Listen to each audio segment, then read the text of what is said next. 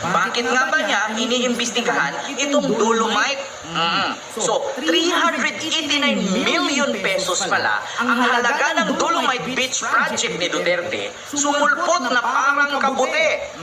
Sabi niya dito, nahuli pa lang sa as early 2020 na hindi pa kasama sa NEDA Manila Bay Rehabilitation Master Plan ito pong Dolomite Project. Ibig sabihin, parang sumulpot po na parang kabuti itong Dolomite Project na ito sa ad ni Bicol Saro Representative Terry Ridon. Sunod, sabi niya, buhangin 389 million Dolomite. Ayan po ha. Buhangin 389 million Dolomite Beach. Hinihintay lang na maubos at nagkukos pa ng baha. Ngayon, sunod, milyon by milyon na ubos ang pera ng Pilipino. Diba? Tingnan ninyo, mga kapatid.